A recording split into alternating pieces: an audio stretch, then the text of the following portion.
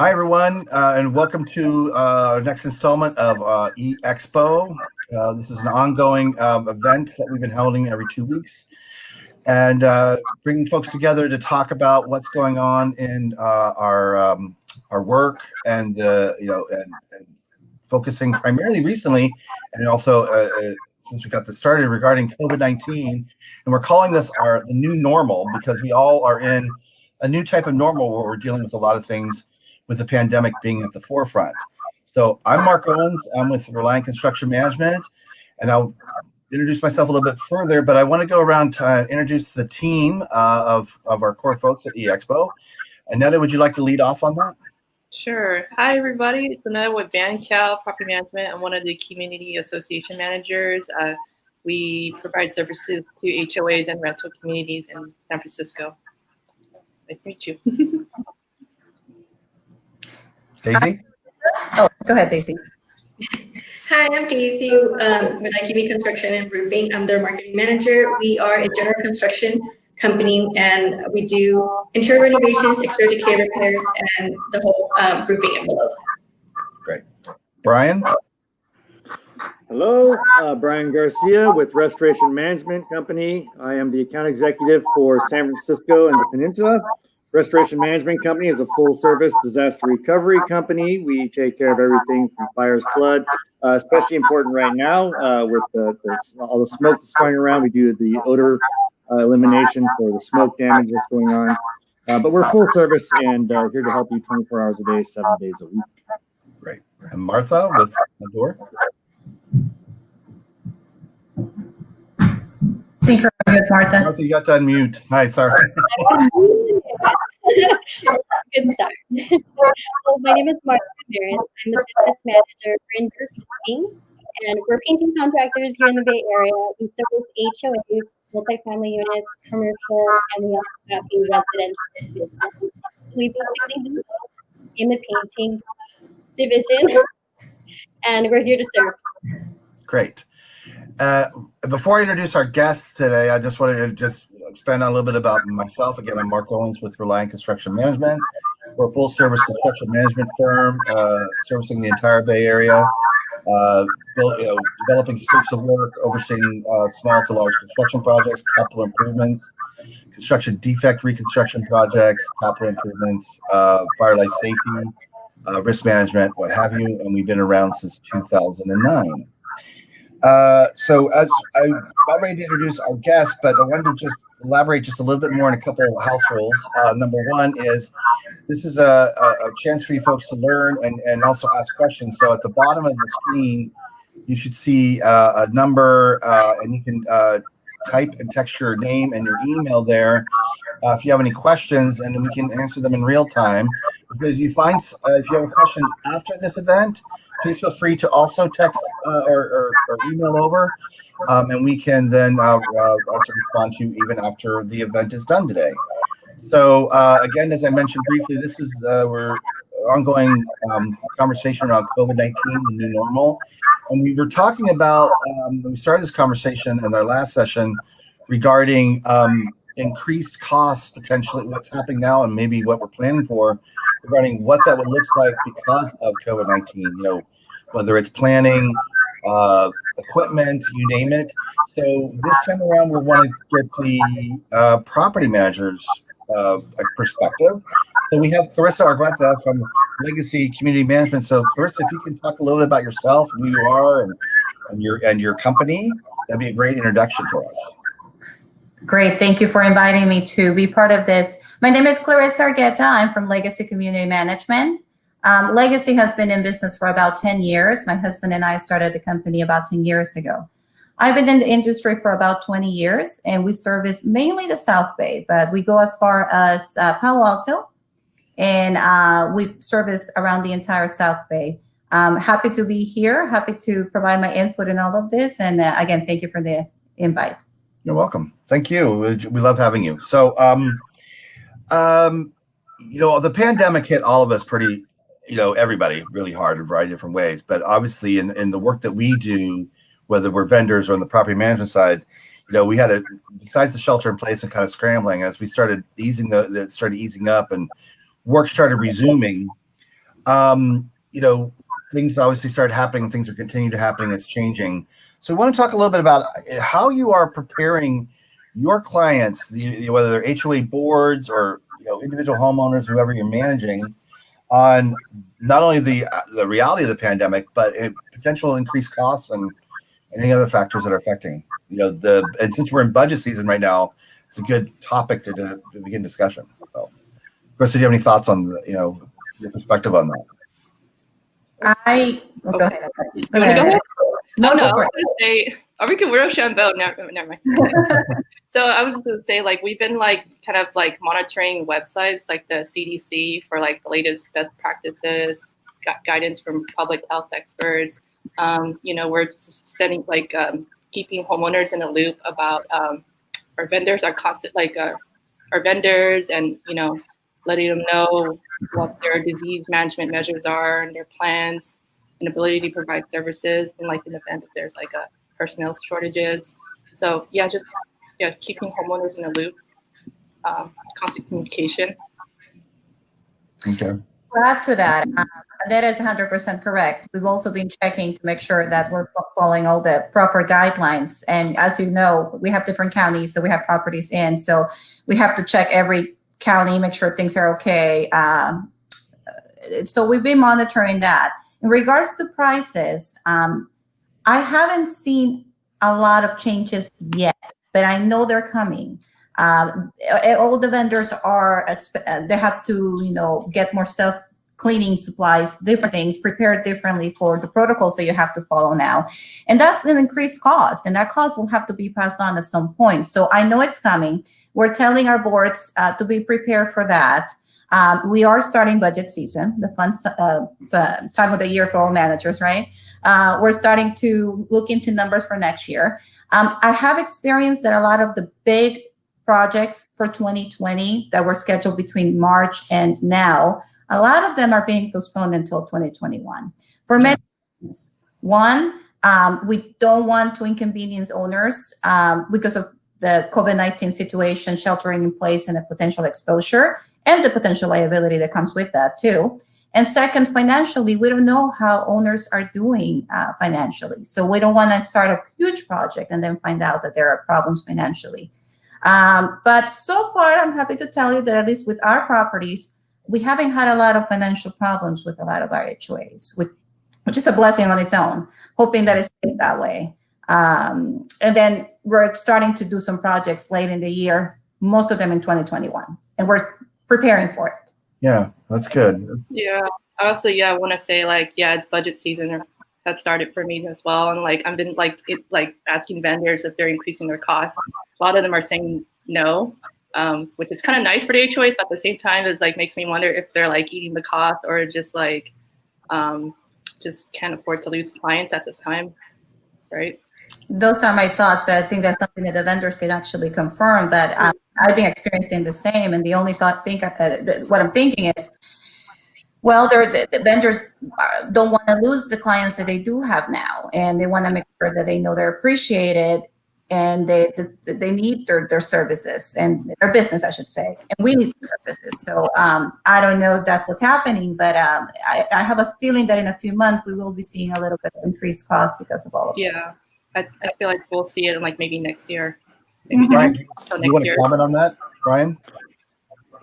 So, I think what's going to happen. So I think you're right. I think that right now, for the most part, vendors are trying to stay as absolutely stable as possible, and not keep the business and not put too much pressure on their clients. What I see coming down the road, unfortunately, is that it's not just the vendors in their self costs going up.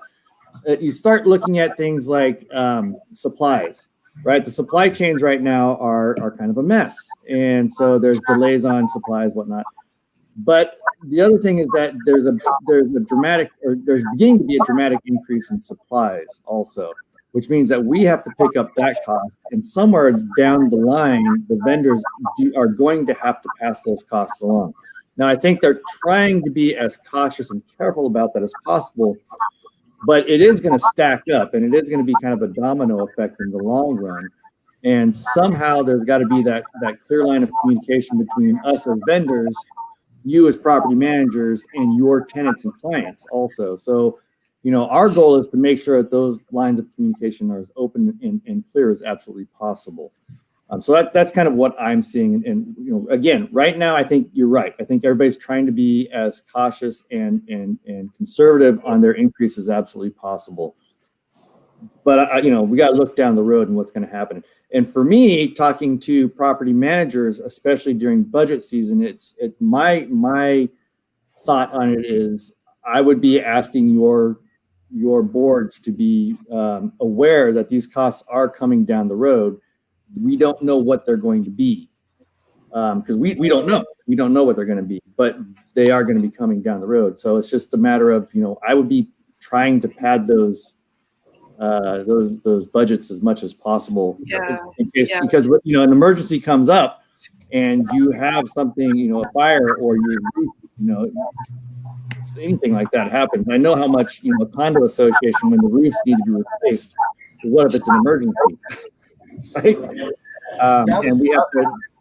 Sorry, Mark. No, I'm sorry. I didn't mean to interrupt you. Go ahead. I was going to say, and we're struggling to get supplies to get the properties back up and running. There's that balancing act between all of us, and so that's my concern as a vendor. Yeah, Daisy, do you have anything you want to add to that? So I was kind of mentioned, we've noticed a lot of the pricing on the wood has been going up in price. We noticed it's about 2 times the amount. So there's also the supplies that are a ton that we're getting them, and the pricing on that stuff is going up. So when we're sending out proposals, sometimes we'll send out a proposal today and the price will be locked, and then we'll call and it's going to be up in 2 weeks. The pricing goes up, so we have to be prepared for that stuff too. So it's kind of, we don't know where things are going right now, just because everywhere is increasing in price, or it's kind of unsettled where everything's going, basically. Yeah, I've been seeing that too. I've been working with the clients that I work with regarding some of those very same things, Daisy, as well as Brian, is that for finalizing scopes, for finalizing direction, and they're waiting for approval, and I'm letting folks know sometimes it's hey, we need this if possible approved within the next 2 weeks. Otherwise, we're looking at an 8% increase or a 10% increase. But I'm giving them as much notice as possible. And sometimes that approval process can take a little time because of various conditions and needs as far as following civil code and David Sterling to kind of get approvals. But it's as long as we're getting that out there. But it's pretty amazing, I think, to have that, because I've never seen anything like this so dramatic happen, where you're having changes so quickly. It's not hey, in 45 days, there's a chance it could go up, or by the beginning of next year, it's weeks, which is kind of unusual. Hey, and back to Clarissa and Annette. I'm sorry, Brian, do you want to have anything you want to add? I was just going to say, and sometimes it's days. Yeah, on how, it can be tomorrow that the price can go up. Yeah. Well, right now, uncertainty. Sorry. I'm so sorry. That's the word we're living in right now, uncertainty. We don't know what's going to happen from one day to the other, and it's the entire industry is feeling that right now. So, sorry, Mark, go ahead. No, it's okay. That's a good point, and thank you. I was just going to tag on to what Brian was saying about padding, these budgets. I mean, Chris and Annette, are you contemplating or maybe approaching your boards of these budgets for these HOAs of maybe having some sort of contingency set up where they could still tap in on some of that, if needs be, in case if some of these unforeseens come up, so it doesn't blow the budget completely out of the water, whether it's operating or reserve. I'm just curious if that's something you're considering. I'm considering it. The problem is that you have to take one account at a time, one property at a time. There are properties who can afford to do that, Right. And some that there's really no room for that. So we're going to have to take one case at a time, trying to see what we can do when those extra costs start hitting them, and see what we can do. That's all we can do. Like I was saying a few seconds ago, we're living in a world of uncertainty. Nobody knows what's going to happen from the one day to the other. And all we can do is try to prepare as much as we can for it. And that's what we're going to try to do. Yeah, I would just let them know, just want to keep up with the cost of inflation and everything. So try to push for like an increase in their HOA dues, so that it helps cover the costs of these, like, you know, construction, labor, and, you know, like for work in general.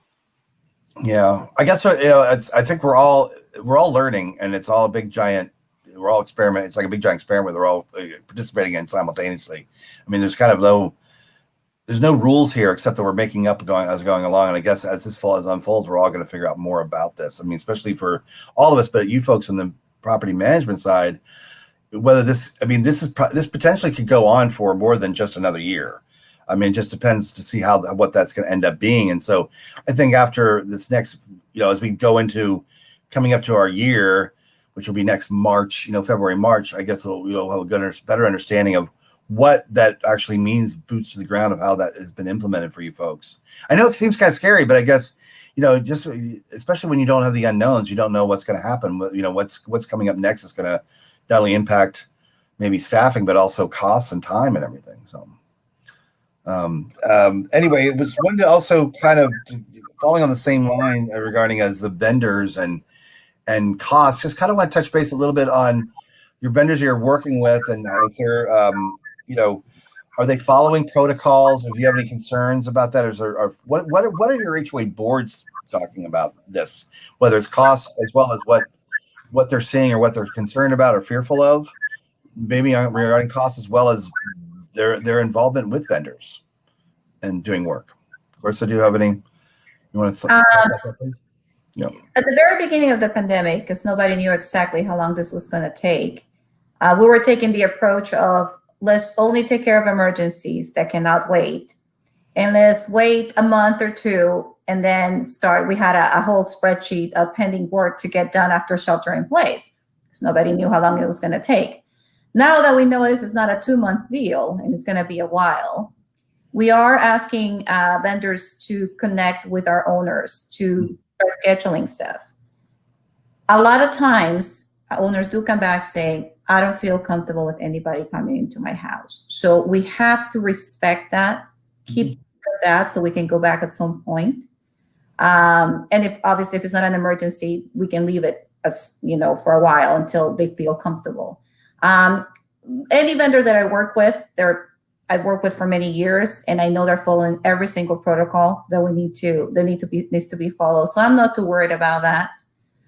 It's just a matter of making sure that the owners feel comfortable with somebody going into their home. And Sure. That's the problem we're having the most. I mean, not a problem, because I would feel the same way too. It's just respecting that. That's where we stand right now.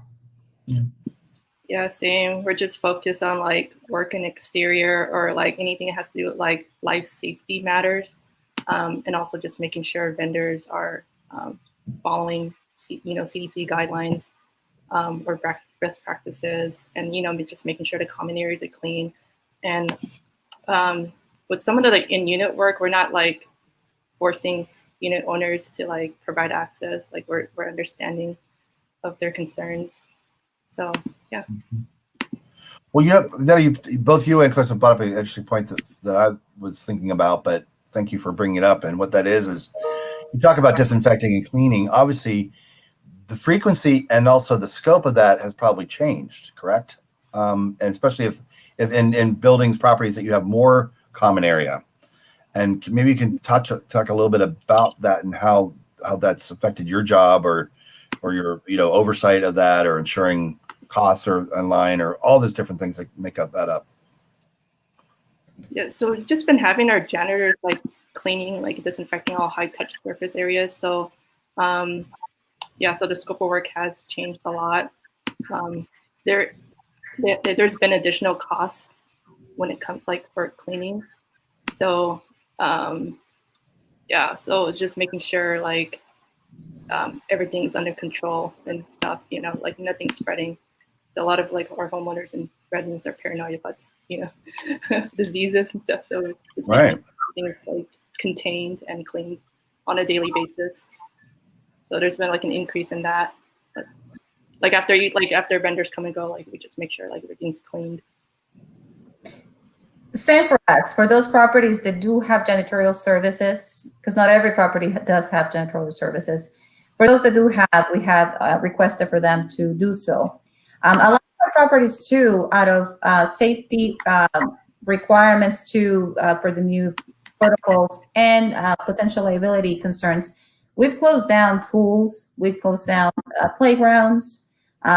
Anything related to that is closed at this point. And I will tell you, out of our portfolio, I will say 90, 98, 99% of it has closed things down. We have recommended that to our clients, and it's up to them to make the final decision, as you guys know.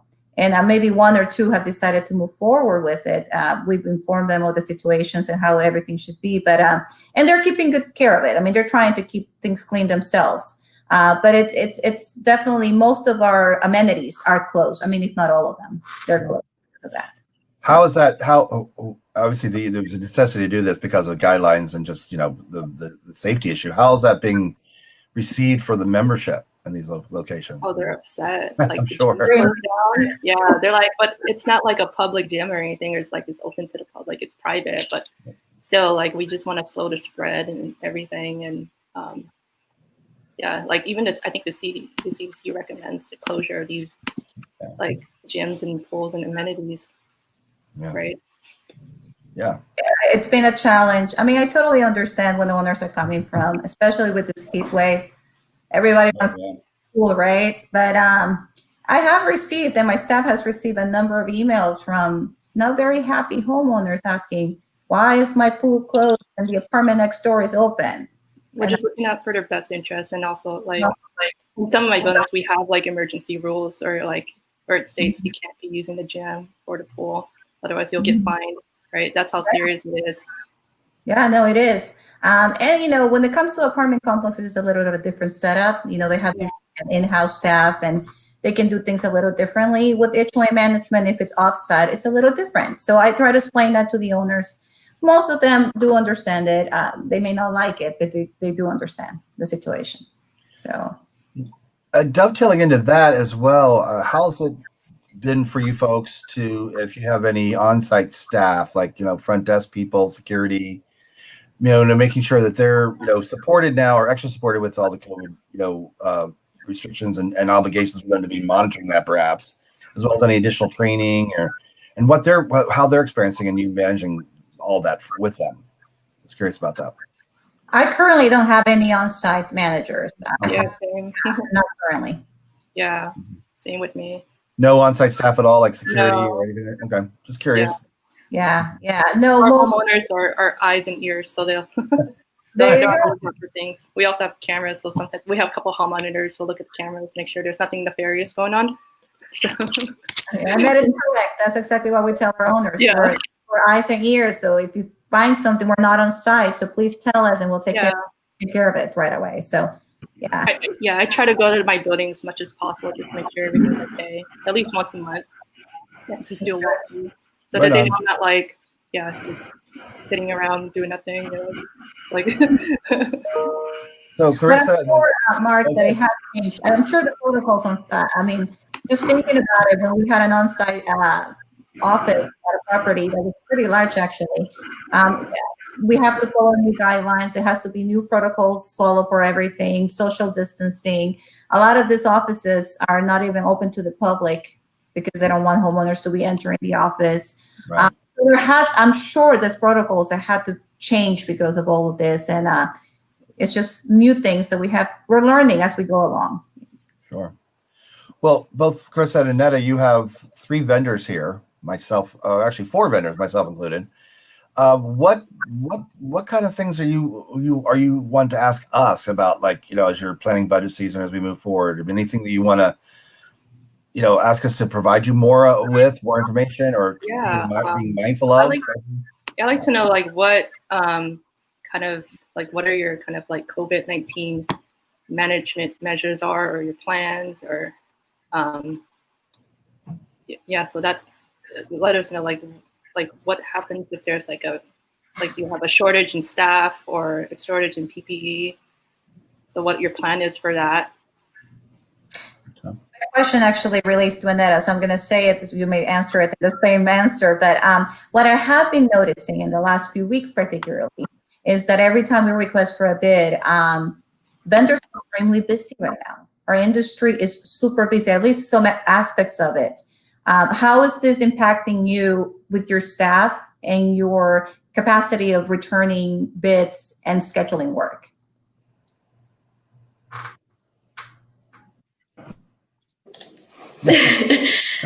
So for us, it's we are at a 2-week wait to give proposals back.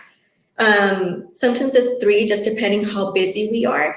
We are getting a lot of bid requests, but we are not doing a lot of interior. Like if it's unoccupied, we would do the work, but if it's occupied, then we rather not, or just like wait a little while longer to do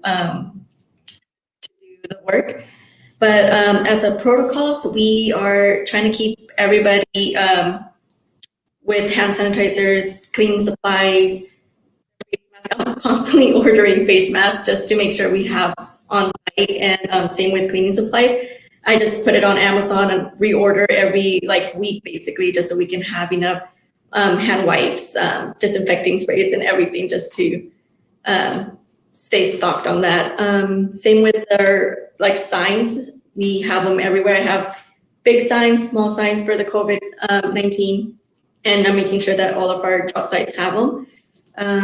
But yeah, that's basically what we're doing on that.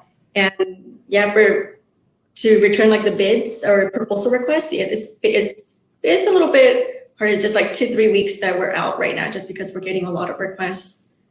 And our staffing wise, we are pretty much in capacity, I guess, full capacity. We have all of our field employees working. We have all of our roofers and all of our construction workers out there doing their jobs. And then in the office, or office personnel, everybody's here. Everybody's just trying to stay on top of proposals or anything that's related. Okay. Martha, you want to add anything? Yes, I had a question. I've been itching to ask it. So mainly, my question is, how can we help, just in general, just because the COVID, everyone's going to be following regulations, so there isn't really what this company is doing different, just because it's already mandatory. So if they're not doing it, they shouldn't be in consideration, out the door. They're not being safe. So that's kind of already a given. So I think my question is, how can we as vendors make sure that we're assisting and we're serving these communities that we're basically kind of trying to, or not kind of, we're trying to accomplish, get something awarded, or just in general, just service. So what can we do as vendors to assure your properties that they're in good hands? So it's basically wanting to know, what can we do that's the extra mile, or not the extra mile, just let us know what you're kind of secretly inquiring about. Like, you have it in your head, you can't say it, but we're all let's all talk about it. Yeah. Over communication, transparency. Yeah, it's really important just to communicate. Emotions are running high during this time, so it's you want to try to calm everyone down. So it's communicate what your plan is, how you're controlling this issue, and the guidelines you're following. One thing that I have not done, because my large projects have been postponed, but if we get to a point where we're doing them and we're still in this pandemic, I was thinking of, if it's a large project such as painting, building repairs, and all of that, perhaps having a Zoom town hall meeting with whomever wants to join, and then owners, before the event happens, the project happens, can ask questions directly to you guys. Hey, this is my concern.